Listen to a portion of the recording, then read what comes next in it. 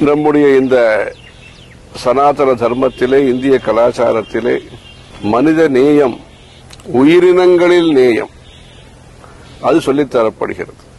நம்முடைய ஸ்ரீமடத்தின் மூலமாக 1930களிலிருந்து 21 வருஷங்கள் நம்முடைய காஞ்சி பெரியவர்கள் யாத்திரை செய்தார்கள். தொடர்ந்தாற்போல் நம்முடைய புது பெரியவர்களும் பல வருஷங்கள் யாத்திரை வடநாட்டிலே செய்திருக்கிறார்கள். இந்த சந்தர்ப்பங்களிலே எல்லாம் மூவிங் டவுன் என்று சொல்வார்கள், நகரக்கூடிய நகரம். யானை, பசுமாடு, குதிரை, ஒட்டகம் இவைகளும் இந்த யாத்திரையிலே பங்கு பெறும். ஒவ்வொரு ஊரிலேயும் கஜ பூஜை நடைபெறும், கோபூஜை நடைபெறும்.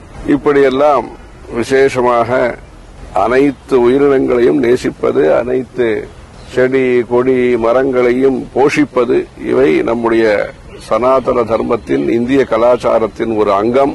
இது வியப்பதற்கும் அல்லது தனியாக கோர்க்கப்பட்ட விஷயம் அல்ல. சகஜமாகவே, இயற்கையாகவே நம்முடைய தர்மமானது அன்பை போதிக்கிறது. அன்பே சிவம் என்பது நம்முடைய தர்மம். அன்பான பார்வை, அன்பான எண்ணம், அன்புடன் கூடிய ஈகை, கொடை, தானம், பிரிய வாக்சகிதம். ஆகவே அந்த பிரியத்தை நமக்கு தெரிவிக்கக்கூடியது பறவைகள், செடிகள், கொடிகள், நீர்நிலைகள். இவைகளை நாம் நல்ல விதமாக பாதுகாக்க வேண்டும். அந்த பசுமையை பாதுகாக்க வேண்டும்.